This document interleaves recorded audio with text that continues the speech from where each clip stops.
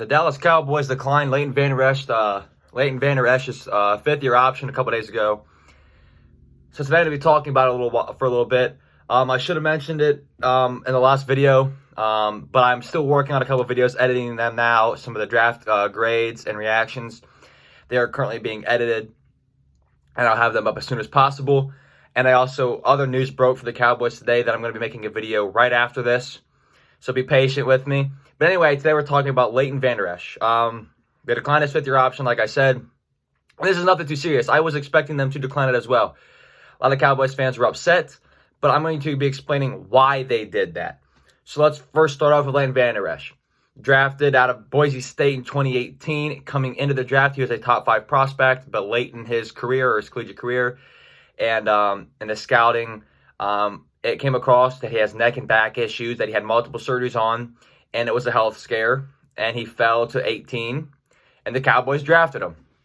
He was like a kind of what happened at CeeDee Lamb last year. The Cowboys didn't need CeeDee Lamb, but he was the best player on the board, so he took him. Leighton Vander Esch when we drafted Leighton Vander Esch in 2018, we desperately needed a receiver. And there was a lot of good receivers on the board, but the best player available was Leighton Vander Esch, so we took him. It turned out to be a great pickup, a great fit, because in 2018, him and Jalen Smith dominated the NFL. Jalen Smith in his third year in the league, but his second year playing because he redshirted his rookie year and got off to a slow start in 2017. Jalen Smith, was 100% healthy, and he came in and dominated right alongside Leighton Vander Esch. 2019, after Leighton Vander Esch had a Pro Bowl year in 2018, was filled with injuries. In 2019, he suffered multiple back injuries and minor neck injuries that sidelined him most of the season. And then in the first week of 2020, he had a collarbone injury, and he missed several games, came back, had a neck injury, and missed the rest of the season. And now we're at this point. It seems like yesterday when we drafted Leighton Vander Esch, and he was probably one of the best rookies in the league, came runner-up and Defensive Rookie of the Year, right behind Darius Leonard. And it's honestly sad. Leighton Vander Esch, when healthy, is a top 5 linebacker, a top 10 defensive player. He proved that in 2018. So when people say that, oh, you're crazy thinking Leighton Vander Esch is top 10. In 2018, as a rookie, he literally dominated the NFL. He was second in the league in tackles. He was very, very, in that 2018 class, 2 rookie linebackers led the league in tackles. Darius Leonard, who won Rookie of the Year that year, and Leighton Vander Esch. So this goes to show you how good Leighton Vander Esch is when healthy. Even in 2019, when he was healthy, he was pretty darn good. Again, in 2020, when he played, he dominated, and our defense looked a lot better. And the reason why we declined the fifth-year option was because of his injuries and how the fifth-year options for every player is fully guaranteed money. If the Cowboys, optioned in his, or accepted his fifth-year option, or used it, I should say, it would cost the Cowboys around $9 million in guaranteed money for the 2020 season. And when you're paying a guy fully guaranteed money and you don't know how they're going to be, that becomes a problem. So instead, Jerry Jones and the Cowboys said, let's decline it. Let's see how he plays this season and give him an extension afterwards. If Leighton Vander Esch were on the open market right now in free agency, he would probably get around a 3 to 4 year deal worth around $20-25 million with about half of that guaranteed. If he was 100% healthy, he would be one of the top paid linebackers in the league. But that injury question and how long, or how much that ruined his career and how much damage that has done to his playing career, he may not get that long extension or that big money extension. But if he were to get an extension right now, not sign another team, Jerry Jones would probably give him a 4 to 5 year deal worth around $35 million with around a third of that guaranteed. So if you're in the open market, a team would pay him 3-4 year, $25-30 million. Extension by Jerry Jones right now would be a 4 to 5, around 35, with about a third of that guaranteed. That's just based off what happens to premier talent when they're injured. But if Leighton Vander Esch, since we declined the fifth-year option, in year 4 of his career, he comes in and dominates and is pretty healthy, then the Cowboys are going to have to extend him and pay a pretty penny. If he plays in the range of 8 to 12 games and dominates in those 8 to 12 games, then he'll probably get that 3 to 4 year extension worth around $25-30 million. But if he only plays 8 to 12 games and sucks, then I could see a 1-year prove-it deal extension, or he will hit the open market. Now, the next part of this is people say or ask, how does the Micah Parsons pick and the Jabril Cox pick play into it? Compared to last year, we're running a 4-3 defense, and Mike Nolan ran a 3-4. So in a standard 4-3, you're going to have those 3 linebackers, which in 2018, when everyone was at their healthiest and prime, it was Leighton, Vander, Esch, Jalen Smith, Sean Lee. And when you play a nickel coverage, you're only going to have those 2 linebackers. So Micah Parsons is going to play that sub-linebacker role, where it'll be Leighton, Vander, Esch, and Jalen Smith, hopefully, and in a nickel package.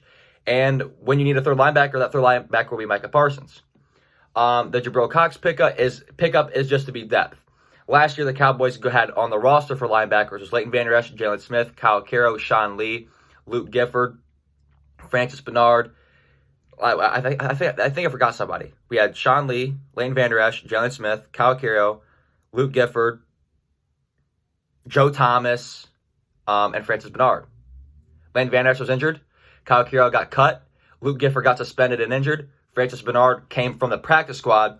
And then Sean Lee was injured at most of the season. So it's pretty much Joe Thomas and Jalen Smith most of the 2020 season. We cut Kyle Caro. Sean Lee retired. Joe Thomas signed elsewhere. So we were stuck with Jalen Smith, Leighton Vander Esch, Luke Gifford, and Francis Bernard. Francis Bernard will probably start the season on the practice squad. And same with Luke Gifford. Luke Gifford would have had a chance to play a lot of snaps if it wasn't for him getting suspended and then injured last year. So we did sign in the linebackers. We signed 1 UDFA this year, but drafting Micah Parsons and Jabril Cox fills in holes for the depth that needs filled in. And then obviously Micah Parsons will be a sub linebacker and dominate. He can also be used as a pass rusher. He can come in if anybody gets injured, and it'll be like it was in 2018. Like I said, in 2018, Leighton Vander Esch, Sean Lee, and Jalen Smith ran this package where it could have been 2-2. So sometimes it was Leighton Vander Esch and Sean Lee. Sometimes it was Sean Lee and Jalen Smith. Sometimes it was Jalen Smith and Leighton Vander Esch. Those 3 alternated snaps, and they dominated. So in 2021, I'm assuming that Micah Parsons, Jalen Smith, and Leighton Vander Esch, if they're all healthy, will rotate those snaps. And then in a 4-3 package, like which Dan Quinn ran a lot of in Atlanta and Seattle, those 3 will all be on the field at the same time. Sub in Jabril Cox when you need to or when you want to. But if injuries do happen, we have a decent depth. Last year we had good depth, but everybody got injured and things happened. We're like, okay, we have no more depth. Like I said, we cut Kyle Caro. He wasn't very good to start the season. And then we didn't have a preseason, but the camps, he wasn't very good. Leighton Vander Esch got injured. Luke Gifford got suspended and then injured.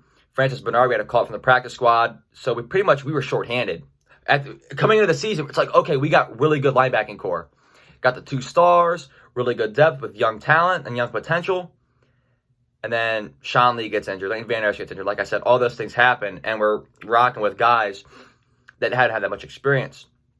And Joe Thomas played really, really well, but that was supposed to be Luke Gifford and Francis Bernard's snaps. But Francis Bernard was a practice squad type player, and Luke Gifford would have had a chance to start alongside Jalen Smith. They got injured and suspended. So I think that Leighton Vander Esch, or the Cowboys declining Leighton Vander Esch as 5th-year exception, or 5th-year option, is nothing serious, because I think if he has a good year, he's going to get extended. If he has a bad year, I think he'll get a small extension. The only way I see the Cowboys not re-signing Leighton Vander Esch at the end of the season is if he misses like half the season and he doesn't play good in those 8 games. If Leighton Vander Esch only plays 8 games and dominates, he'll get a short extension. I'm very excited to see this linebacking core, just defense in general, the team in general. And Leighton Vander Esch is one of my favorite players. But if he goes out and is a scrub this year and doesn't stay healthy on top of it, I would recommend either a 1 or 2 year deal, prove it, or let him walk, because we have a lot of young talent. I'm going to be making more videos about this soon. And I wish the best of luck to Leighton Vander Esch for this season, as I hope to see him for many, many years to come. So thank you guys for watching. Comment your thoughts down below. And peace. I'll see you guys in another video.